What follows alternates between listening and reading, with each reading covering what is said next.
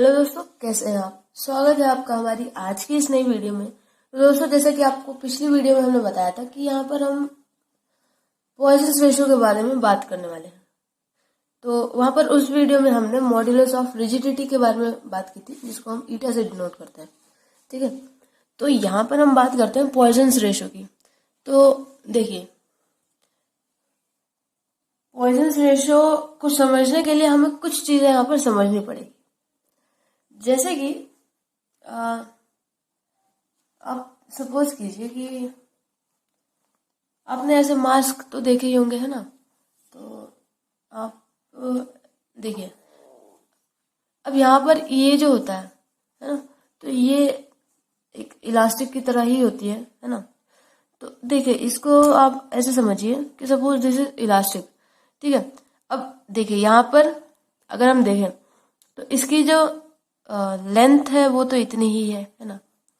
और इसकी जो मतलब एरिया ऑफ क्रॉस सेक्शन है वो सपोज अगर इस टाइम पर ए है, ठीक है, अगर area of cross section A है और इसकी लेंथ इस टाइम पर अभी क्या है, एल है, लेंथ एल है। तो अब हम क्या करते हैं, अगर हम इसको स्ट्रेच करने की कोशिश करें, देखिए आप देखिएगा, देखना, ठीक है, अभी इतनी है इसकी एरिया ऑफ क्रॉस सेक्शन अभी इतना है। ठीक है, एरिया ऑफ क्रॉस सेक्शन अभी इतना है। अब देखना, इसको जैसे स्ट्रेच करेंगे हम, देखिए देखिए, अब क्या आप देख पा रहे हैं कि इसका जो एरिया ऑफ क्रॉस सेक्शन है वो कम होता जा रहा है लेंथ के साथ, है ना। देखिए अभी ये कितना पतला है, अब अगर, और इसकी लेंथ बढ़ गई है लेकिन इसके एरिया ऑफ क्रॉस सेक्शन कम हो गई है। पर वहीं पर अगर हम बात करें, देखिए अगर हम धीरे धीरे इसको थोड़ा सा इसकी लेंथ कम करते हैं तो एरिया ऑफ क्रॉस सेक्शन बढ़ रहा है। ठीक है, और ये यहाँ से हमने इसको कर दिया तो ये अपनी नॉर्मल शेप में आ गया। मतलब इसका normal area of cross section जो ए था वो इतना था और इसकी लेंथ एल इतनी थी। तो यहाँ से हमें एक चीज ये समझ में आती है कि अगर हम यहाँ पर लेंथ को इंक्रीज कर रहे हैं, अगर किसी वायर को स्ट्रेच कर रहे हैं, मतलब कि उसकी लेंथ को इंक्रीज कर रहे हैं। ठीक है, तो अगर किसी वायर को हम स्ट्रेच कर रहे हैं तो उसकी लेंथ तो इंक्रीज हो जाएगी। मतलब वायर को अगर हम स्ट्रेच करें, अगर किसी वायर को हम स्ट्रेच करें, किसी वायर को स्ट्रेच करेंगे तो उसकी लेंथ जो है वो तो इंक्रीज हो जाएगी, बट उसका जो एरिया ऑफ क्रॉस सेक्शन है जिसको ए से डिनोट करते हैं वो कम हो जाएगा, विल डिक्रीज। और वहीं अगर हम बात करें कि किसी भी अगर वायर को हम क्या करें, कंप्रेस करें, किसी भी वायर को कंप्रेस करें, तब क्या होगा, किसी वायर को कंप्रेस करेंगे तो ऑब्वियसली उसका लेंथ हम डिक्रीज करना चाह रहे हैं ना, उसका लेंथ हम डिक्रीज करना चाह रहे हैं। तो जो एरिया ऑफ क्रॉस सेक्शन होगा वो क्या होगा, इंक्रीज होगा। तो यहां से आपको एक बात समझ आ रही है, बहुत प्रैक्टिकल बात है। आप अपने घर में भी इस चीज को देख सकते हैं। कोई भी इलास्टिक की चीज दीजिए, उसको थोड़ा सा आप स्ट्रेच, इलास्टिक की इसलिए कह रहे हैं, वैसे तो हर एक चीज पर अप्लाई होता है ये चीज, बट प्रॉब्लम क्या है कि अगर आप ये एक पेन ले लेंगे, सपोज एक पेन ले लेंगे, अब इसको हम स्ट्रेच करने की कितनी भी कोशिश करें, कितनी भी, ये हमसे हाथ से स्ट्रेच तो नहीं हो पाएगा, है ना, हमसे तो नहीं हो पाएगा बिना किसी मशीन के। तो इसलिए यहाँ पर आप इलास्टिक वाली चीज लीजिए जो आप इजीली स्ट्रेच कर पाए। और वहां पर आप देखेंगे कि जैसे आप स्ट्रेच कर रहे हैं, मतलब उसकी लेंथ इंक्रीज कर रहे हैं, तो उसका एरिया ऑफ क्रॉस सेक्शन कम हो रहा है। वहीं अगर हम बात करें, अगर आप उसको कंप्रेस करेंगे, मतलब अगर आप उसको थोड़ा सा उसकी लेंथ को कम करने की कोशिश करेंगे, तब क्या होगा, जो यहाँ पर एरिया ऑफ क्रॉस सेक्शन है वो इंक्रीज हो जाएगा, मतलब उसकी मोटाई जो होगी वो इंक्रीज हो जाएगी। ठीक है, तो यहां से आप इस चीज को देख सकते हैं करके। तो अब हम यहाँ पर बात करते हैं कि पॉइजन रेशियो क्या है। तो पॉइजन रेशियो को समझने के लिए सबसे पहले हमें ये चीज समझनी होती है। तो देखिए, जैसे यहाँ पर लिखा भी हुआ है, when we stretch a wire it becomes long, है ना, उसकी लेंथ इंक्रीज हो जाती है, बट थिनर, मतलब उसका एरिया ऑफ क्रॉस सेक्शन कम हो जाता है। ठीक है, that is the increase in its length is always accompanied by decrease in cross section, मतलब उसका डायमीटर। कहने का मतलब ये है कि जब भी आप लेंथ को इंक्रीज करेंगे तो उसका जो डायमीटर होगा या एरिया ऑफ क्रॉस सेक्शन होगा, ये चीज सपोज अगर यहाँ पर ये एक कोई भी ऐसा ऑब्जेक्ट है या कोई भी एक ऐसी रॉड है, तो ये इसका एरिया ऑफ क्रॉस सेक्शन होता है। थोड़ा हम यहां से जाकर देख रहे हैं, ये इसका एरिया ऑफ क्रॉस सेक्शन है यहां से यहां तक, तो उसका एरिया ऑफ क्रॉस सेक्शन कम हो जाता है। ठीक है, मतलब ये जो चीज है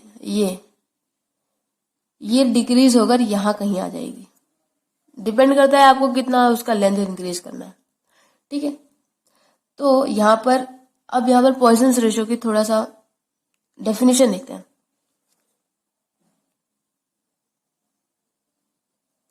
with in the elastic limit the lateral strain का मतलब यह है कि जितना भी डिक्रीज या इंक्रीज हो रहा है, जितना भी चेंज हो रहा है डायमीटर में, मतलब लेंथ इंक्रीज करने पर जितना भी डायमीटर में चेंज आ रहा है, ठीक है, उसका रेशियो एक कांस्टेंट होता है।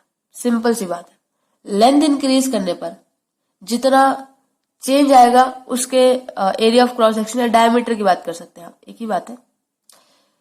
तो वो जो रेशियो होती है वो एक कांस्टेंट होती है। ठीक है, वो रेशियो कांस्टेंट होती है। उस रेशियो को हम यहाँ पर पॉइसन्स रेशियो के नाम से जानते हैं। तो इसकी डेफिनेशन आप कैसे लिख लेंगे, देखिए पेपर में आ जाए तो ऐसे लिखना, with in the elastic limit the lateral strain beta, that is beta हम क्या ले रहे हैं, लेटरल स्ट्रेन। लेटरल स्ट्रेन का मतलब क्या है, the fractional decrease in length. ठीक है, फ्रैक्शनल डिक्रीज इन लेंथ, क्योंकि यहाँ पर हम इसको ये जो लेंथ है इसको इंक्रीज करने वाला केस ले रहे हैं, तो इससे डायमीटर डिक्रीज होगा। अब इसका फॉर्मूला क्या बनेगा, फ्रैक्शनल डिक्रीज इन लेंथ का मतलब इन फ्रैक्शनल डिक्रीज इन डायमीटर का मतलब है डेल्टा डी अपॉन डी। मतलब ये डी तो ओरिजिनल डायमीटर था और जो चेंज हो डेल्टा डी से डिनोट करते हैं।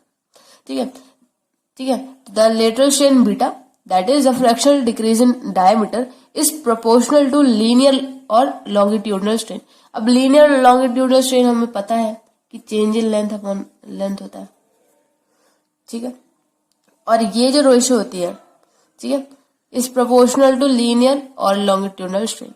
ठीक है, अब ये प्रोपोर्शनल है तो हम ऐसा कह सकते हैं, यहां से हम इस बात को जो हमने कहा, इससे हमने ये कहा था कि beta is directly proportional to, ये डायरेक्टली प्रोपोर्शनल का साइन है, और ये है alpha, is directly proportional to alpha.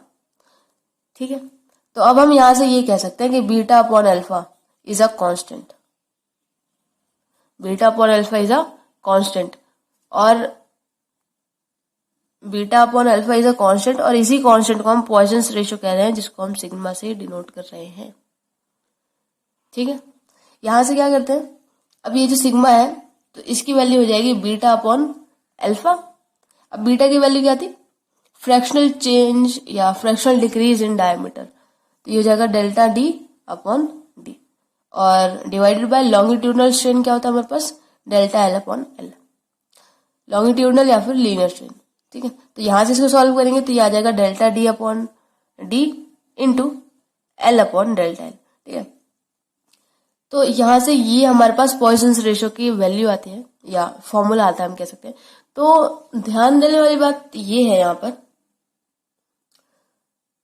कि जो लिमिटिंग वैल्यू है अल्फा सिग्मा की, जो सिग्मा की वैल्यू है वो हमेशा लाई करती है -1 से 0.5 के बीच में। पॉइसन्स रेशियो की वैल्यू हमेशा लाई करती है -1 से 0.5 के बीच में, समझे, -1 से 0.5 के बीच में। कहने का मतलब ये है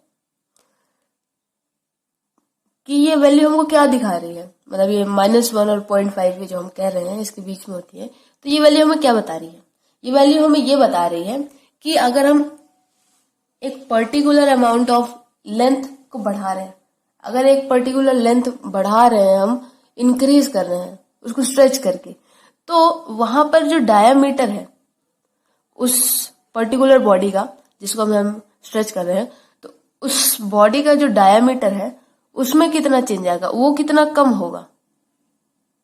ठीक है, तो यहाँ से आप सिंपल इसकी डेफिनेशन समझ गए होंगे और इसका ये जो फॉर्मूला हमने किया तो ये भी समझ गए होंगे। अब बात करते हैं इसकी यूनिट की।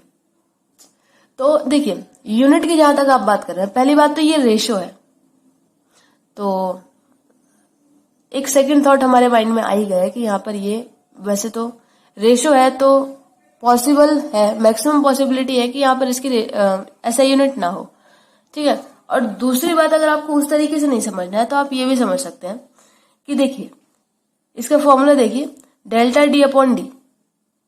तो अगर यहाँ पर हम हर चीज की यहाँ पर यूनिट लिखें तो डेल्टा डी क्या है, डायमीटर है, तो सपोज मीटर में ले लेते हैं, metre divided by delta d divide by d, ये भी मीटर में होगा। सिमिलरली जो लेंथ है वो भी मीटर में होगी और डेल्टा एल भी मीटर में होगा, मतलब मीटर में होगा दोनों। तो यहां से ये सब कुछ कैंसिल हो गया, मतलब ये जो पॉइसन रेशो है इसकी कोई भी यूनिट नहीं होती है। तो आप किसी भी तरीके से समझ लीजिए, बात एक ही है, समझ आनी चाहिए बस, ठीक है। तो आपको जैसे समझ में आ रही है आप वैसे कर लीजिए। तो यहाँ पर हमारे पास नेक्स्ट टॉपिक आता है और उसके बाद यहाँ पर हम करेंगे twisting torque on a cylinder या फिर ऑन अ वायर, है ना। वायर को हम सिलेंडर की तरह कंसीडर कर सकते हैं, तो इसलिए हम वायर भी कह रहे हैं। तो ये तो हम अपनी अगली वीडियो में आपसे डिस्कस करेंगे। अभी यहाँ पर हम डिस्कस करने जा रहे हैं इलास्टिक कांस्टेंट्स के बारे में। तो यहाँ पर कुछ रिलेशंस होते हैं जो हमें याद रखने होते हैं। बाकी बीएससी के सिलेबस में यहाँ पर हमारे पास इनका डेरिवेशन नहीं है, ठीक है। बुक में भी जो हमारी बीएससी की बुक है तो उसमें शायद इनका डेरिवेशन हो, बट हमारे सिलेबस में नहीं है। और जिस बुक से मैंने लिखा है तो उसमें तो नहीं थी यार, इसकी डेरिवेशन नहीं थी। लेकिन अगर आपको फिर भी इनकी डेरिवेशन चाहिए तो आप कमेंट कर दीजिएगा, हम यहाँ पर आपको इसकी डेरिवेशन भी करके दिखा देंगे, इन सभी की करके दिखा देंगे, ठीक है। तो क्या करते हैं, आपको ये याद रखना है, मैं आपको बता देती हूँ कि यहाँ पर क्या चीज किसको डिनोट कर रही है। देखिए पहला जो है हमारे पास eta is equals to 3 gamma के divided by 9k into 9k minus gamma.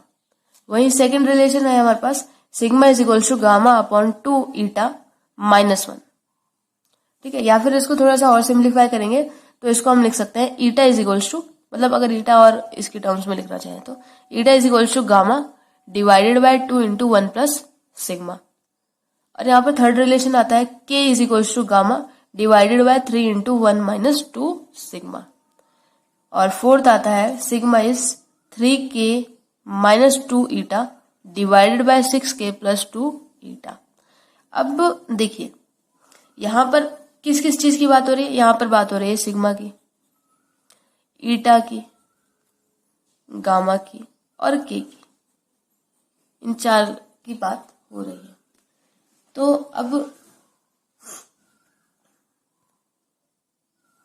अब आपको बता दें कि ये जो सिग्मा है, सिग्मा अभी पढ़ा था पॉइजन्स रेशो है, पॉइजन्स रेशो है सिग्मा, इसकी वैल्यू -1 से 0.5 के बीच में होती है। Sigma is Poisson's ratio. Eta क्या है अपने पास, अभी पढ़ा था, इससे पिछली वाली वीडियो में वही पढ़ा था, modulus of rigidity, modulus of rigidity. यहां पर गामा क्या है, यहां पर ये गामा क्या है, गामा यहां पर है यंग्स मॉड्यूलस,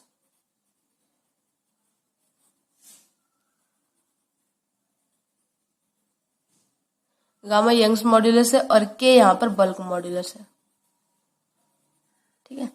तो यहाँ पर ये बल्क मॉड्यूलस है, किसी किसी बुक में बल्क मॉड्यूलस को बीटा से भी डिनोट कर सकते हैं, तो यहाँ पर बीटा भी आपको देखने को मिल सकता है।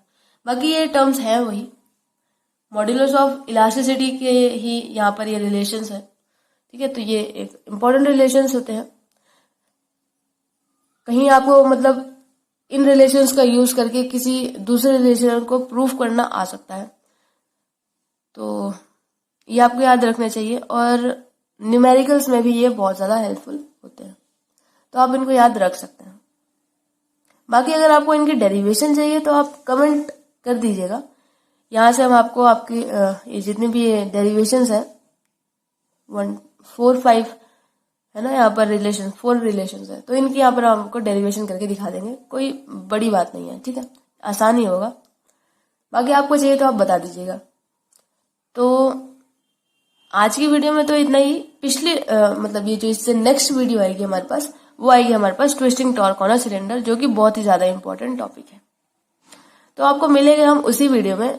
और बाकी अगर आपको कोई इसमें डाउट हो तो आप हमें कमेंट जरूर कर दीजिएगा, हम आपके डाउट को क्लियर करने की बहुत शिद्दत से कोशिश करेंगे कि आपका डाउट क्लियर हो जाए।